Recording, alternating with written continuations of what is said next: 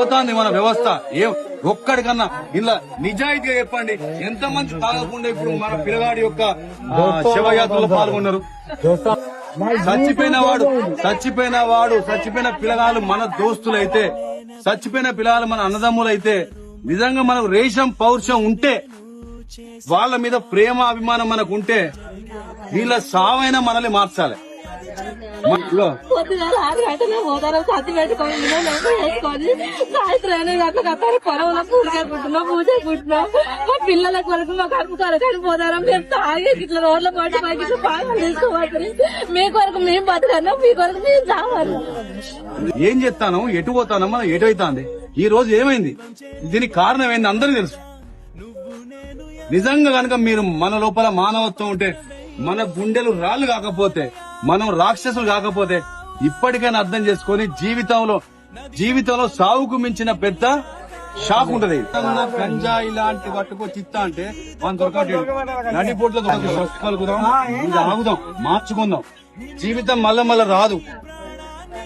జీవితం మళ్ళా రాదు. మన ఊరి పిల్లగాడు నిన్నటి దాకా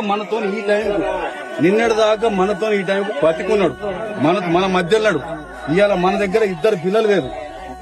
అరే అని చెప్పి బుధం మీద చేసుకుంటూ రోజు కలిసి చదువుకున్నాం, కలిసి తిరిగినాం.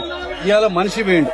తల్లిని నేను కష్టపడి 500-1000 రూపాయలు నేను కూలి కైకిలు చేసుకొచ్చుకొని మీకు తిండి పెడితే మీరు మాకు కడుపు కోత మిగులుస్తానంటారు.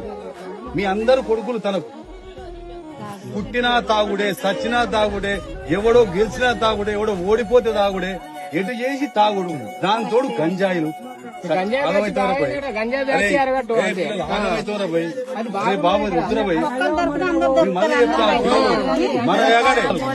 మన ఊళ్ళకెళ్ళి ఈ రోడ్ల మీద రక్తాలు దుస్తులు మార్చాలి, మీ అందరి గుణాలు మార్చాలి, మీ అందరి ఆలోచనలు మార్చాలి. ఇవాళ మీరందరూ ఆయన కొడుకులు కావాలి. అప్పుడే నిజంగా మీ దోస్తుకి ఇస్తున్న మీరు నివాళి. నిజమైన నివాళి మీ దోస్తుకి ఇచ్చేదంటే, తండ్రి కొడుకులు పోగొట్టుకున్న తండ్రికి మేమందరం బాబు మీ కొడుకులమే. మీకు నిజం చెప్తున్నా, పిల్లలు, నేను శనిగరం బిడ్డని. నేను చెప్తానా, మీకు రేషం పౌరుషం ఇంత అంత ఉంటే, మన అవ్వలు చెప్తున్నా ముచ్చట్టు, మన దోస్తు సాక్షిగా బంద్ చేయాలి. అదే పద్ధతి బంద్ చేసి ఆ దోస్తే మనల్ని మార్చాలి.